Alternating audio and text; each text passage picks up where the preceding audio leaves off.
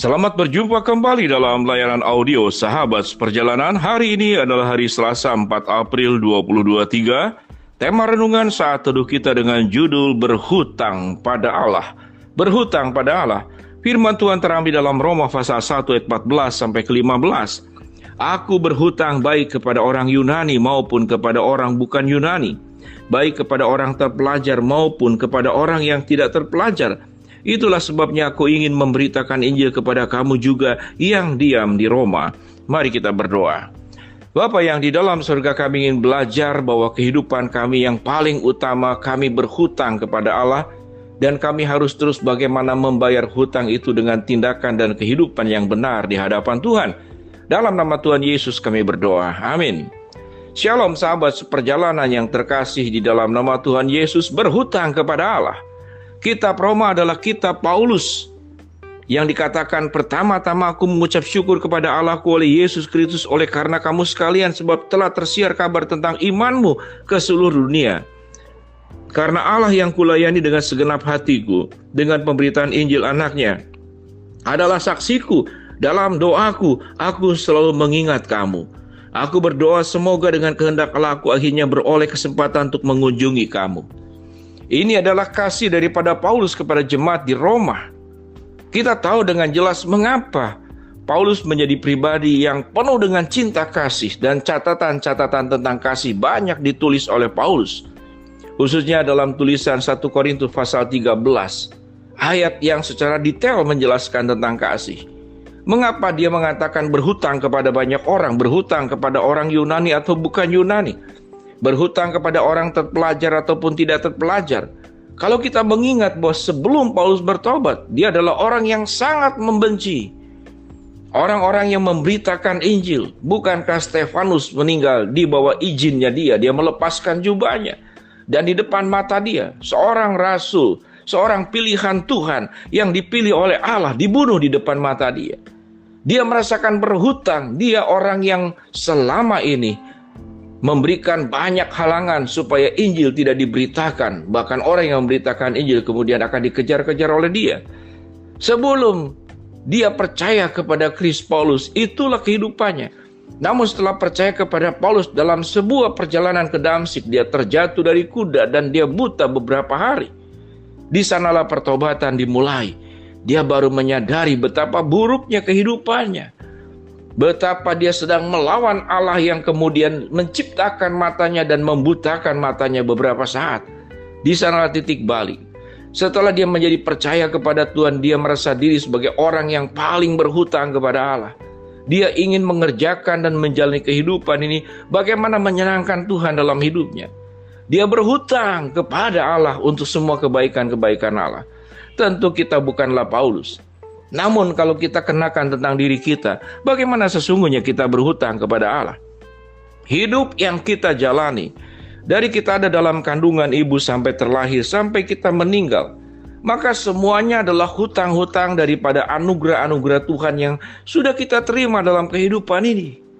Proses dari janin terlahir, kalau kita melihat bagaimana proses melahirkan itu, kita ke rumah sakit butuh 20 juta, 30 juta, itu proses melahirkan.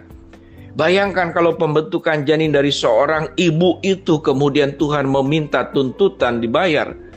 Bagaimana membentuk kehidupan manusia dari janin menjadi bayi, kemudian terlahir ke dalam dunia, rasanya itu miliaran. Kalaupun mau diminta itu sebagai hutang yang Tuhan tuntut kepada kita untuk dibayar, tidak bisa dinilai.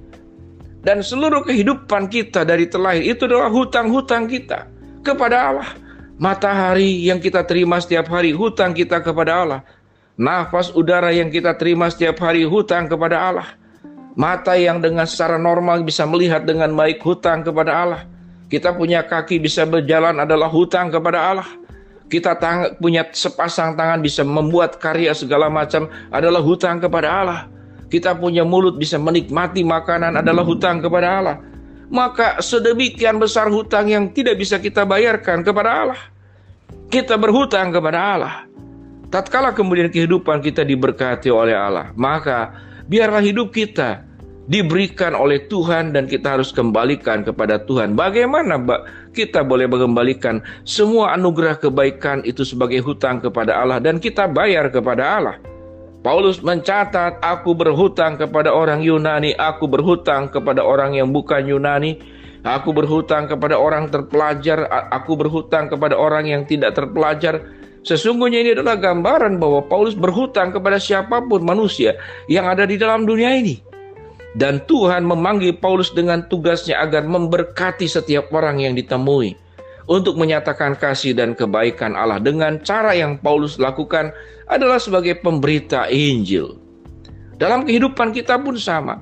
Sewaktu kita menyampaikan kebaikan-kebaikan Allah kepada orang banyak, dimulai daripada orang yang terdekat dengan kita, mereka yang kita bisa sentuh, mungkin dengan berita Injil seperti yang dilakukan Paulus, ataupun dengan bantuan-bantuan kebaikan yang kita bisa lakukan kepada orang lain. Sahabat seperjalanan, saya punya sebuah kebiasaan karena saya kemana-mana naik motor. Yang terbaru saya naik motor ke Semarang, pelayanan ke sebuah gereja yang di kota Semarang. Saya seringkali membawa selang kecil. Selang kecil itu adalah tatkala kalau bertemu dengan motor yang kehabisan bensin, maka saya bisa mengambil sebagian dari bensin saya untuk diberikan kepada orang yang bersangkutan. Itu yang saya lakukan. Walaupun tindakan kecil, tapi pada kondisi tertentu saya bertemu dua motor yang seperti demikian. Saya buka, sewaktu itu saya tidak bawa selang, tapi saya buka bagian bensinnya. Lalu saya cari aqua botol. Kemudian dimasukkan ke sana, kemudian dikasihkan kepada yang bersangkutan. Maka sesungguhnya itu adalah tindakan bagaimana kita membayar hutang kepada Allah. Apa yang dilakukan oleh saya, bagaimana punya anak-anak asuh, untuk mengurus mereka, memikirkan mereka, mencukupkan kebutuhan finansialnya, memberikan pendampingan untuk pertumbuhan karakter dan imannya. Maka itu adalah untuk bagaimana cara upaya untuk membayar hutang kepada Allah.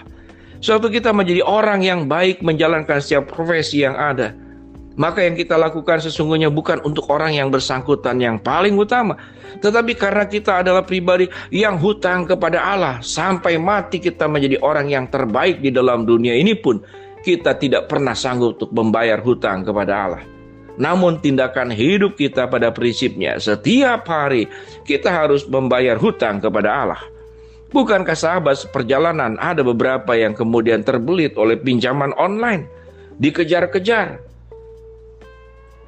Ada 1-2 yang saya bantu, tapi kemudian ada sebagian yang kemudian memang tidak dibantu karena tidak punya kesanggupan lebih daripada semuanya itu.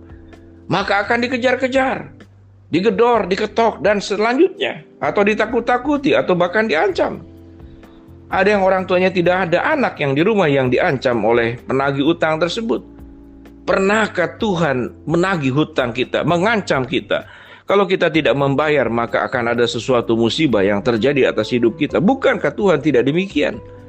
Tapi marilah sahabat seperjalanan kita menjadi pribadi yang punya mentalitas bahwa hidup kita dari terlahir sampai mati, kita adalah orang-orang yang berhutang kepada Allah. Kita berhutang Injil, kita berhutang keselamatan kepada Kristus yang sudah mati untuk kita.